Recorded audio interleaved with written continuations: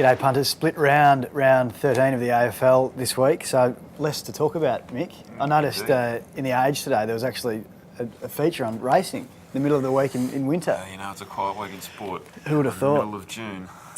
So 5 games this weekend and 3 the following next weekend. I think all the interesting games are played this weekend, aside from the Geelong St Kilda game, which is the one following, but we'll chat about that next week. Oh, I won't. I'll be sitting on a beach somewhere. Sunning yourself on PB Island? Drinking cocktails. But anyway, we've been banging on for about the last 2 minutes, getting nowhere, but so let's get the news from Nat. G'day, Nat.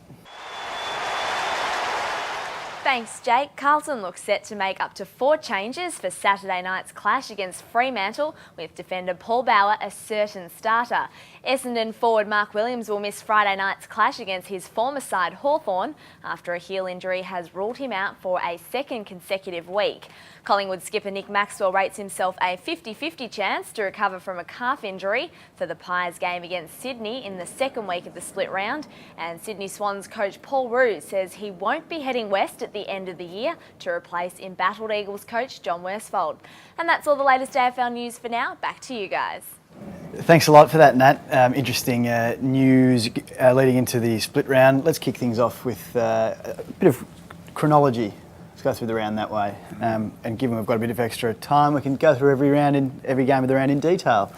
Hawthorn play Essendon. Hawthorn at 162 favourites against Essendon at 256. A fortnight ago, you'd probably have the odds the other way around, but Essendon have been dreadful the past 2. And the Hawkers. Probably not dreadful against Sydney, that's maybe slightly unfair, but the Hawks are on fire. They've won 4 or 5 on the trot. The little Hawkies, aren't they? They are. Just a little bit of a launch. I still have my doubts. I think 162 is too short.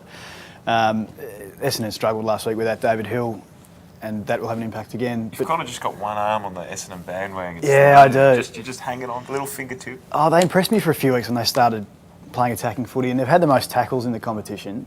I did not know that. And they're a far more defensive side than they were last year, which a lot of people don't realise, but they're still dreadful. So probably tipping Hawthorn purely on form, but I think 162 is too short. I'll be staying out of that, maybe betting in play, or maybe laying Hawthorn and backing back. Maybe if the Bombers can get off to a flyer. Brisbane and Richmond is the second game of the round. Brisbane 146, Richmond 310. Gee whiz, I can't really have Brisbane at the moment. They've been in woeful form.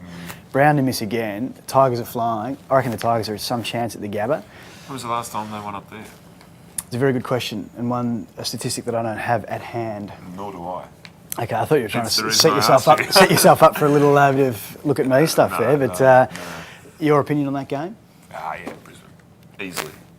Comfortably. I'm not so sure. I'm tempted to take a little bit of the 310 on Richmond. I think they're flying at the minute. A bit of a snifter there on the Tigers. Jack Rewell plays against the hulking Daniel Merida this week, so may not have Big as red. easy time as he did last week, but nevertheless, this is another game, Carlton Fremantle, where I think the odds are really strange. Carlton 172, Freo 236.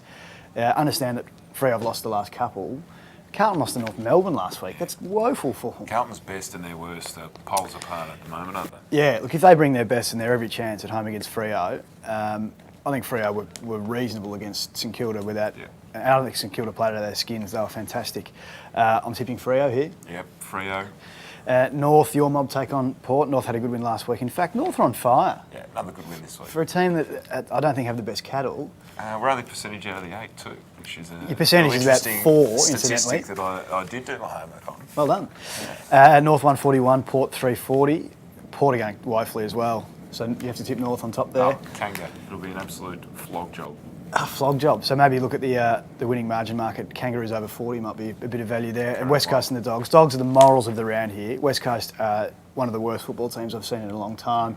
They're far worse than Richmond or Melbourne. And I think if they don't finish on the bottom, that's an injustice to the system. They're 335 and the Dogs 141. I know the Doggies were good last week. Before that, they've been average for a few weeks. But how they can be 141 on the big ground which suits their game, I don't know. They're my special of the week, I think. I'll actually reveal that in just a moment in the form of my Betfair Big Spruik. Let's get Nat's first. Nat, who's your Betfair Big Spruik for the early part of round 13? The Betfair Big Spruik. All right, boys, I'm looking at the Carlton-Freo game for my Betfair Big Spruik this week. I think there's some value with Fremantle at $2.36. They got off to a pretty slow start last week against the Saints, so if they're fired up early, then I think they might just get the win. The Blues have kind of struggled up forward last week. They had only 4 goal kickers, so Freo to bounce back this week, and I'm tipping the Pav to have a big one.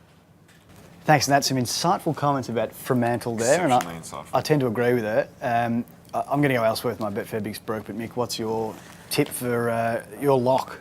I'm going to have a very cheeky 5-leg Oz multi. Oh, I reckon this is a tough round. This is brazen. On the line. Well, you know, there's only 5 games, so let's try and get them all. Talk me through it. Hawks. These are all heads-to-head. Hawthorn. Hawks, yep. Brisbane. Right. Freo for value. Got to have the value selection. Yeah, I agree with you. Kanga and the Bulldogs. Just buckle Good luck. up. That'll be Get on. That'll be in excess of 10-1. I would have thought. Yeah, we're sitting there with gold grills and bloody chains. And gold everything. have gold bling dripping from you. I've found this round pretty tough. I think North should win, and I think the Doggies will win. The other games I think are a flip of a coin job, so I'm going to stick with those 2 I mentioned, North and the Dogs. I'll multi them up. Get about a $2.50 return. I'll just quickly mention that Jack Rewell, after kicking 10 last week, has surged in Coleman medal betting. He's now $4.60 after $11 was bet last week and about $35 a couple of weeks ago. The way he's going to just go on with it and win. Yeah, he could probably just kick 15 this week, couldn't he? I think so. Favola's the favourite there at $3.05, but he looks like me. He's fat. Who's that? Favola. He's overweight, like me. Yeah. Michael, thanks for your time today. Good luck for St Mary's on Saturday. Another win up there. And your flight over to Ferry Penola. It's going to be glorious. Yeah, it's about a 4-hour drive from your joint. Well played. Looking forward to that. And thanks to Nat, and good luck punters. I'll see you in a few weeks' time, but you'll see Nat and Mick again next week. Cheerio.